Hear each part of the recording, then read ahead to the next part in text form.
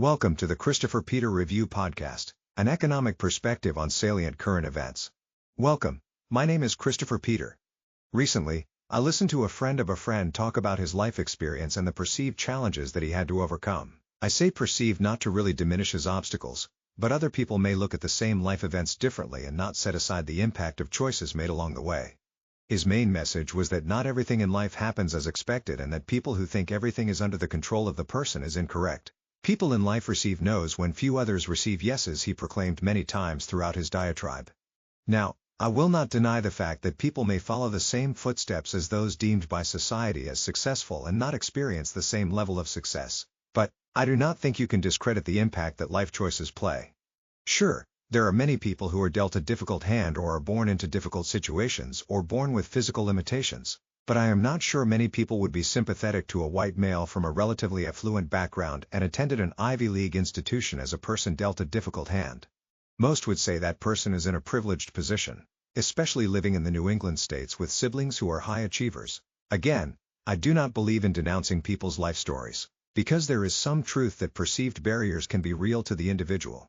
He also did not think about the fact that he was talking to people who did not enjoy the pleasure of growing up in the same environment, and had to work hard without the security of having college cost paid for or people to help direct our careers.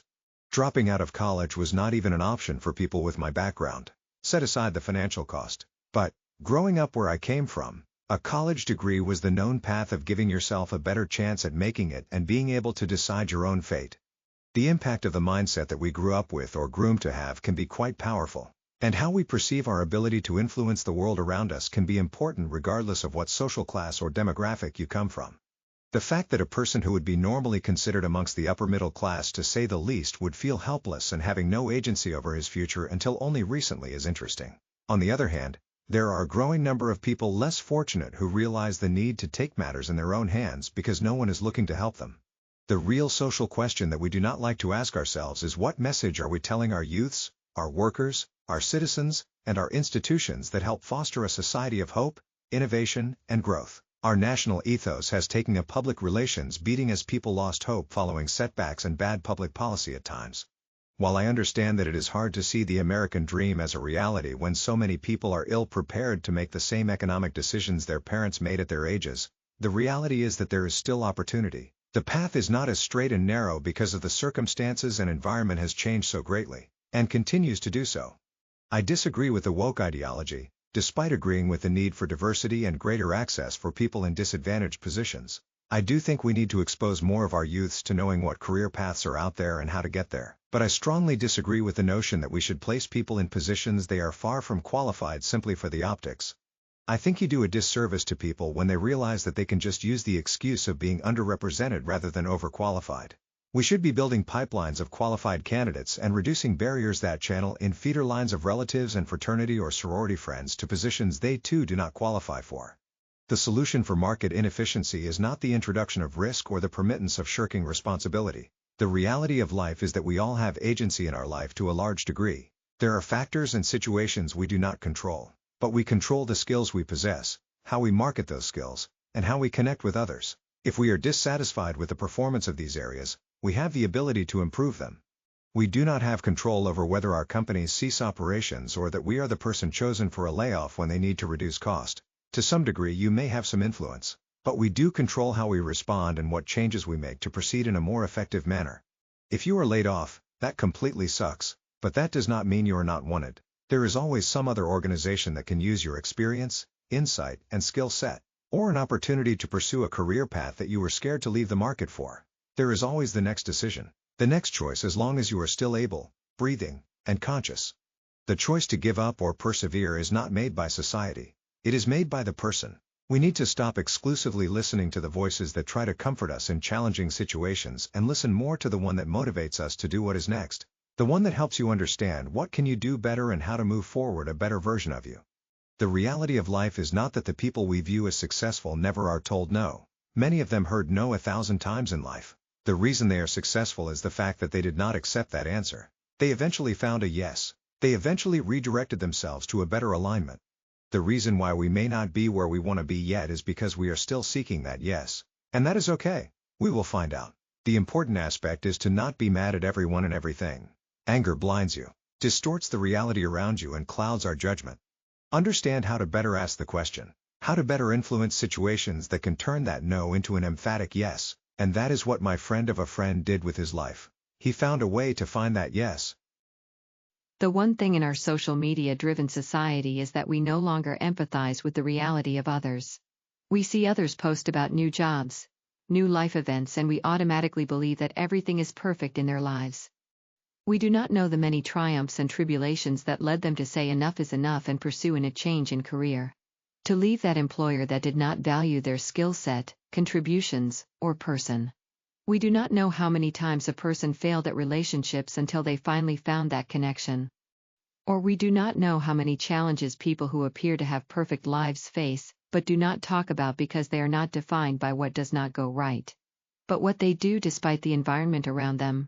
We should hold strong emotions because someone appears to have an easier life or economic path. Be happy for them and ask them for insights. It may not be as straightforward. Or they may provide you with insights that you need. Sometimes the help we need is there if we just asked. You do not get what you do not ask for. Let us talk about an industry that is important to all of us, especially for working professionals of all kinds. That is the sector of the food and beverage industry that we rely on to provide us with the liquid energy needed to make it through our days, that being the providers of our daily cup of coffee. In my case, that is usually Dunkin', but Starbucks also is a major player in this space to say the least.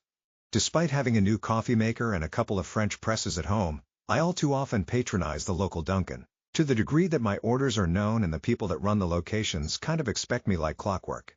Yes, I said locations. Depending on where I am during the week, I may visit the location close to them.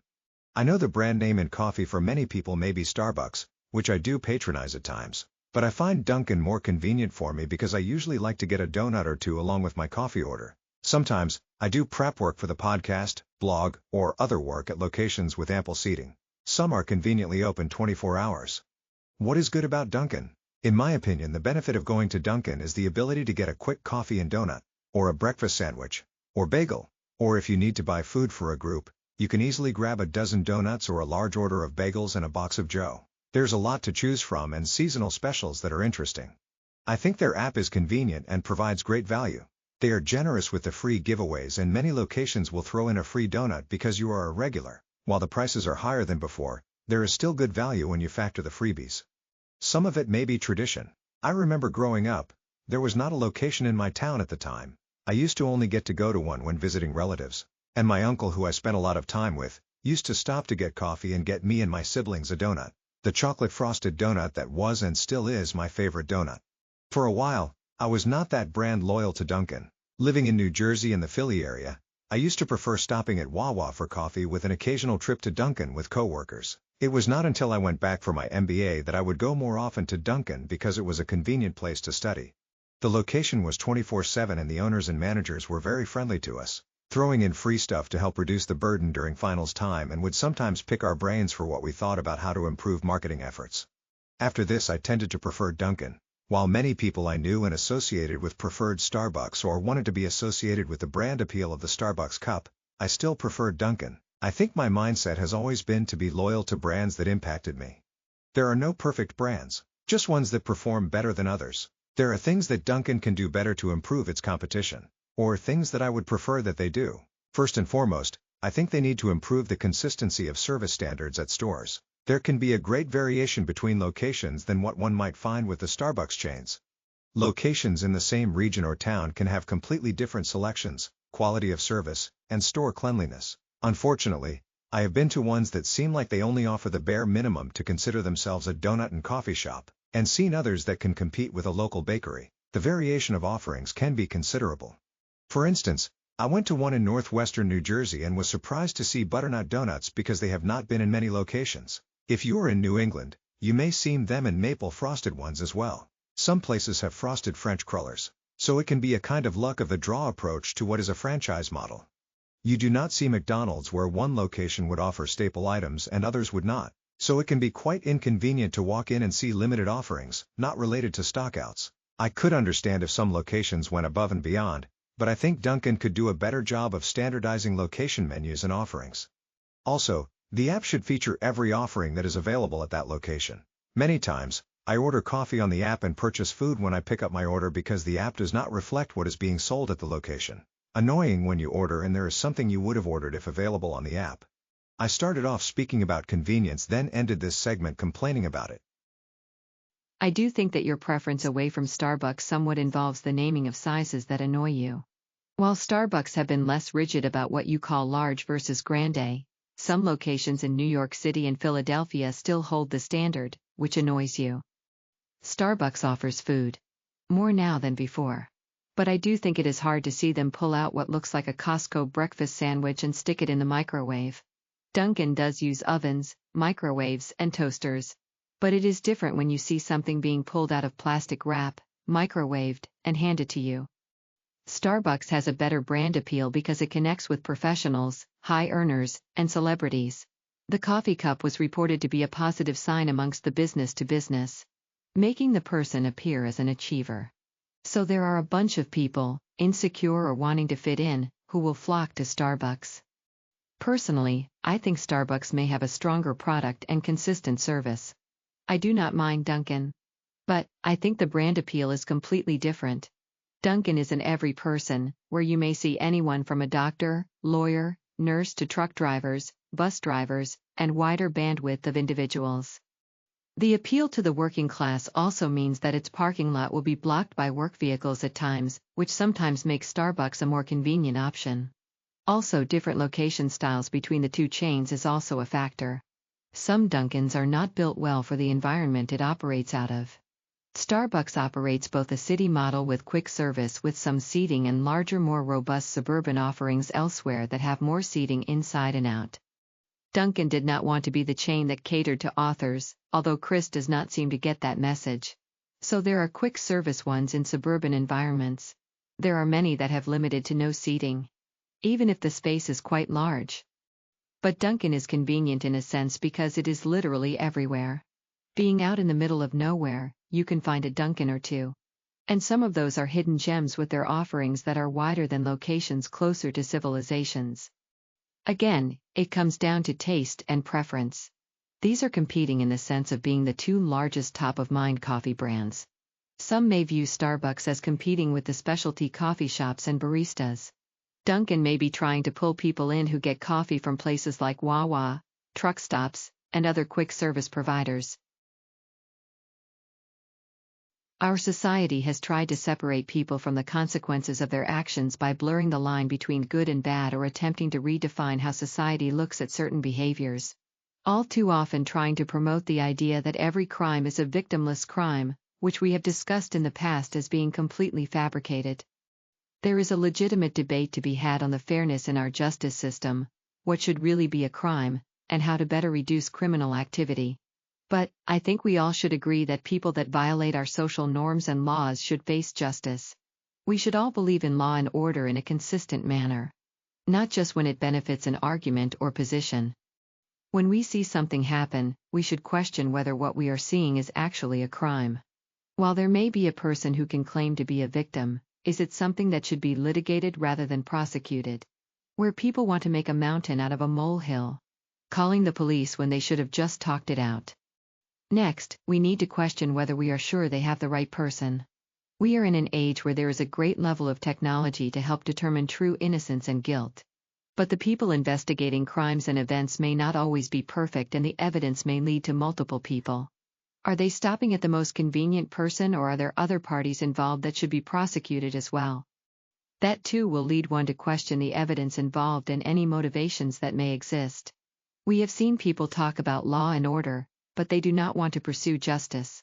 Either their political beliefs lead them to place the interest of the criminal over the victims or they want the suspect to be guilty and ignore the evidence. I think it is dangerous for people to become so obsessed with their political beliefs that they cannot see the truth and reality of events.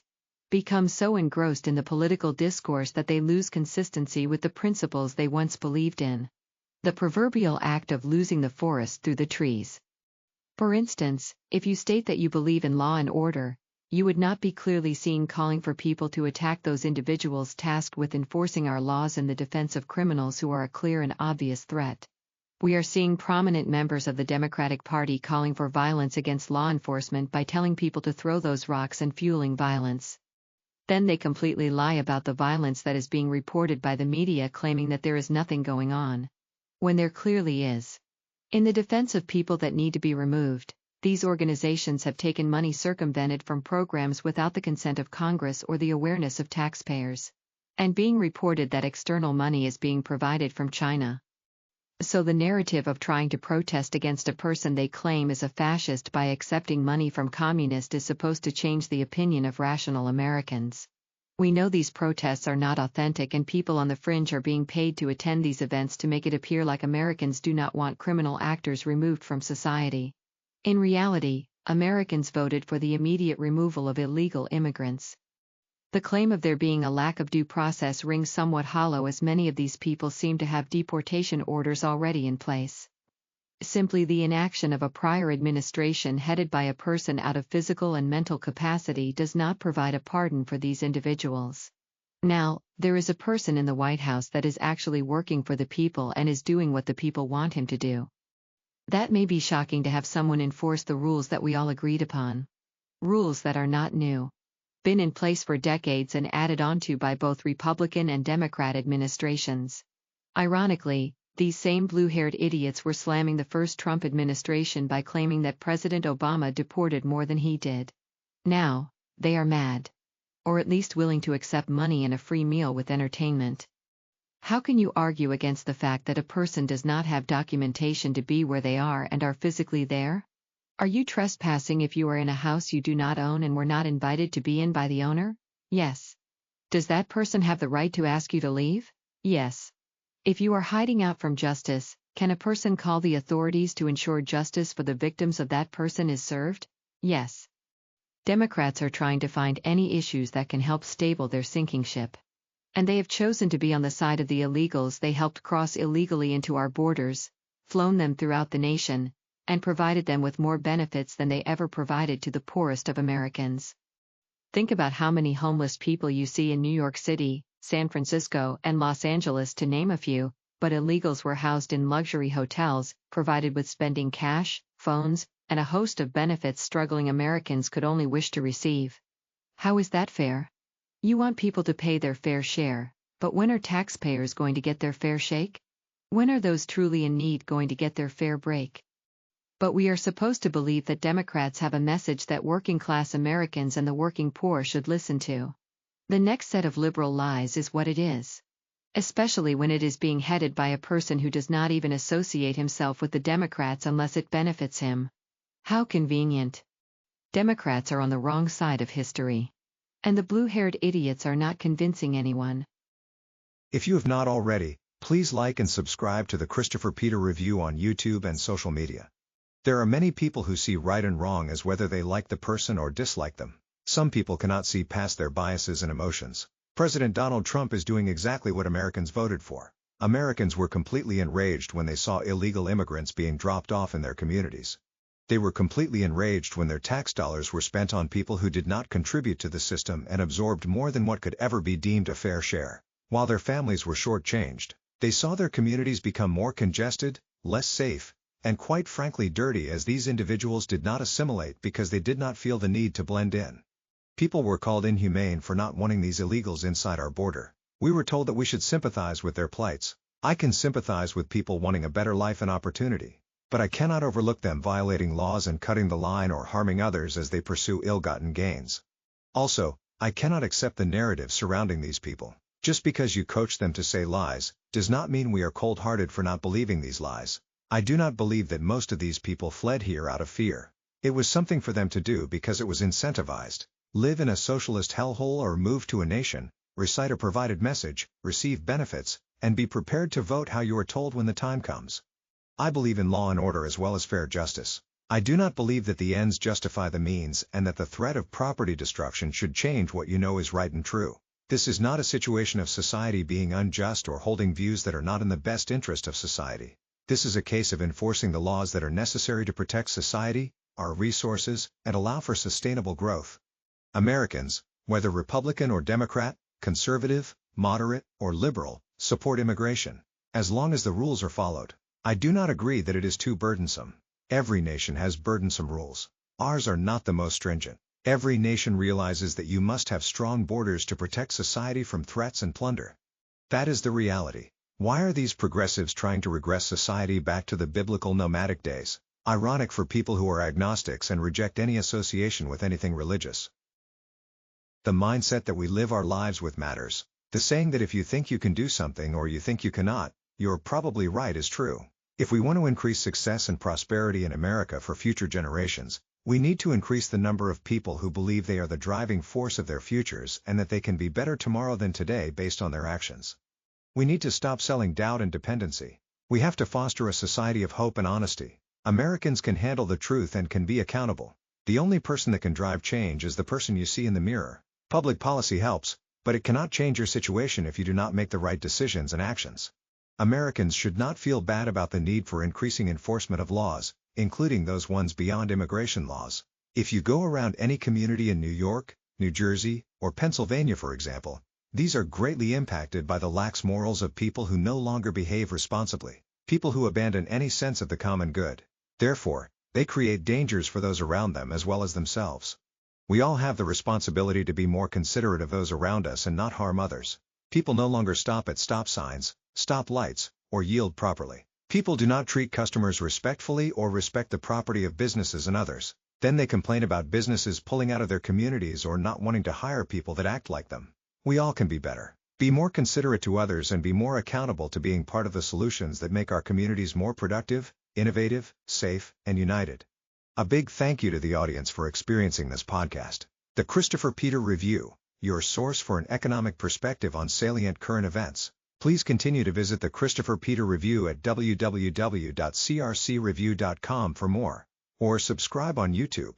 Thank you again and talk to you.